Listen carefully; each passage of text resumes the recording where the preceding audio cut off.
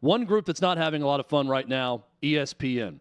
And the reason ESPN is not having a lot of fun, well, let's face it, a lot of them are out of a job right now at ESPN. Some of them are my friends, RIP Jason Fitz, a buddy of mine, who's now looking for new work.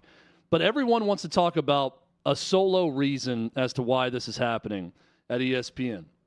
And like life in sports, in media, in business, a lot of the time there's nuance involved. It's not one thing or another. Sometimes it's multiple things. 2 things can be true at once. 3 things can be true. 4 things, hell, 400 things can be true at once and a contributing factor to the demise of a product, a brand, a business, a person, whatever it may be. ESPN, does going woke cause you to go broke? There are many instances where, yes, that is in fact the problem. And I do think that is a problem at ESPN. We had Merrill Hodge in studio yesterday as a co-host, and Merrill shared a great story with us that I'd never heard about, that back in the mid-aughts, that ESPN, the brass there, held a big meeting with all the talent and came in and said, on a chart, one of those big pie charts that corporations like to put up, 37% of the sports audience is already an ESPN fan, and we can do nothing to lose them. That was an example of ESPN drinking their own Kool-Aid. And that Kool-Aid can kill you, as we found in history. And it did start to kill ESPN when that happened. When you take your audience for granted, when you buy into your own hype, and you believe there's nothing you can do to lose that audience, that is step one to your eventual demise. Now, going woke, far left-wing politics, has that hurt ESPN's brand? Absolutely, it's hurt ESPN's brand. A lot of that 37% that Merrill referenced, that was referenced in that ESPN company-wide meeting, they left because of political issues at ESPN. And now Jimmy Pitaro, president of ESPN, is arguing, hey, we're no political organization. We've never set out to be that. We're telling our talent to stick to sports. Okay, great.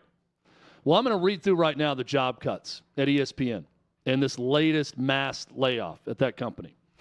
Steve Young, keep in mind, not a political organization sticking to sports. Steve Young, Jeff Van Gundy, Max Kellerman, Jalen Rose, Keyshawn Johnson, Matt Hasselbeck, Susie Colbert, LaFonso Ellis, Todd McShay, Ashley Brewer, David Pollock, Nick Friedel, Jordan Cornette, Jason Fitz, Gene Wojciechowski, June Lee. Now, the disturbing part about this list is almost everyone I just named is very good at their job. And they're not political. They didn't have a lot of issues talking politics. Jalen Rose? Sure. Max Kellerman? Absolutely. And we can argue how good those guys are. But for the most part, everyone on that list pretty universally praised as being good at their job. Susie Colbert, terrific professional. I grew up with Susie Colbert, covering the NFL, watching her. She's great. Steve Young, great. Jeff Van Gundy, terrific at what he does, talking about and covering the NBA. So the disturbing part about these ESPN layoffs, sure, you go woke, you go broke at times. That's a contributing factor. It's a part of it. I'm not going to deny that, and most wouldn't.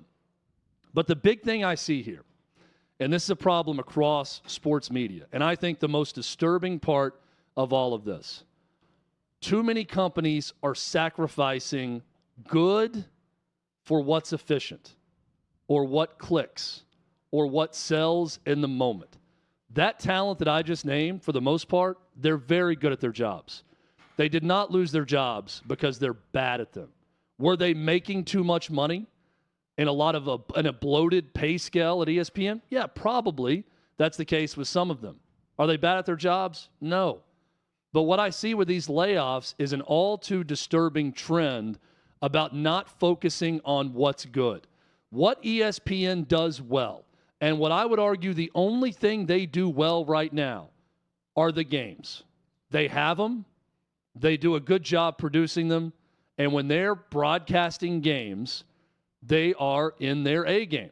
That's what they do well. We go to ESPN to watch the sports, to watch the games. I don't particularly like the debate shows they have right now. I don't think their analysis is all that good. Certainly Merrill Hodge agrees with me, who we had in studio yesterday. He said it's terrible, and it's terrible leadership. I would mostly agree with that. But when you see some of the names on that list, those that are good at the analysis, those that are good at explaining the sports, those that are good at their jobs and can give you a coherent, thoughtful answer to things, when they are the ones being laid off, that's a disturbing part of all of this. I see this all too often across sports media.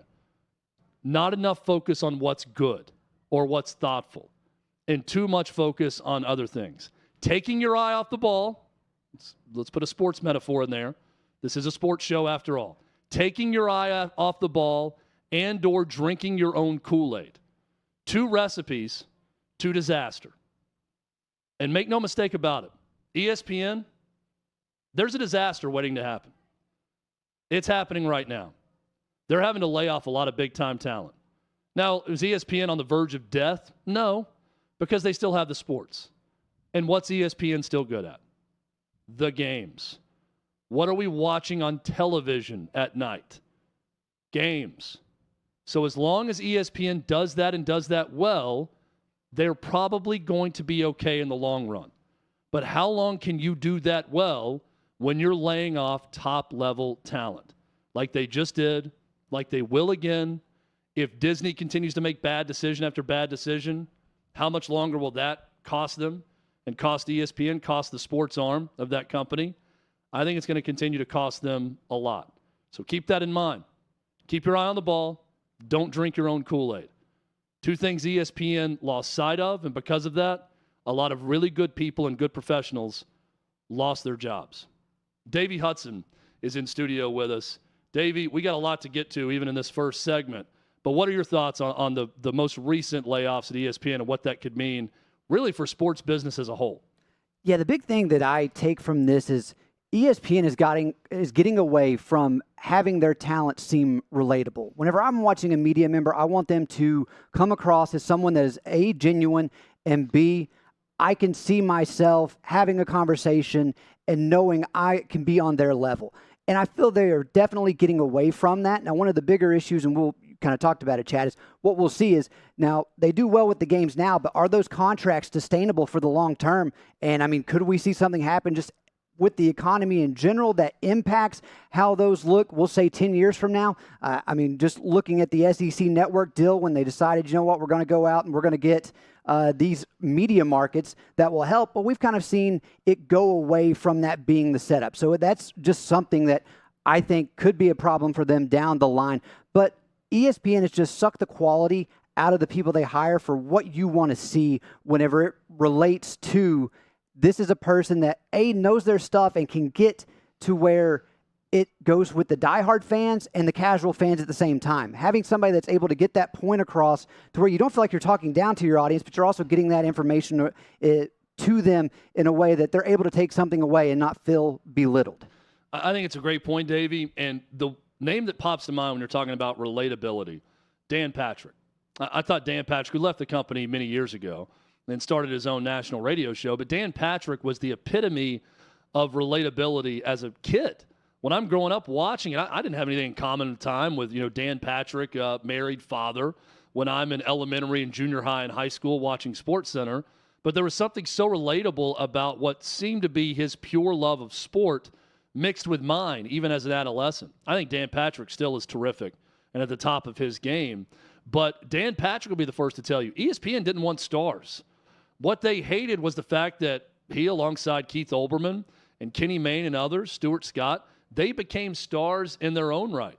And major corporations and big companies, they like to control people, and they like to control stars. So I don't think they liked the fact that Dan Patrick became a star on his own.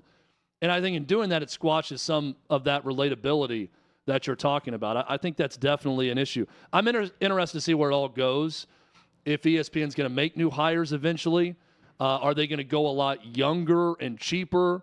Are the games going to be affected? Because that's what we're ultimately watching at ESPN. It's a fascinating study in the sports media business and what was in the past and what we like the most based on ratings, viewership, what we were all watching versus what we're going to be watching in the future. I'm going to have a front row seat for it. I'm thankful for a place like OutKick, where I feel like we can share our own honest opinions and thoughts in a great forum. That's something that I hope never dies. And we've seen some of that die now at ESPN, and I don't think it's a good thing for sports media in the long run, but we'll see how they handle it.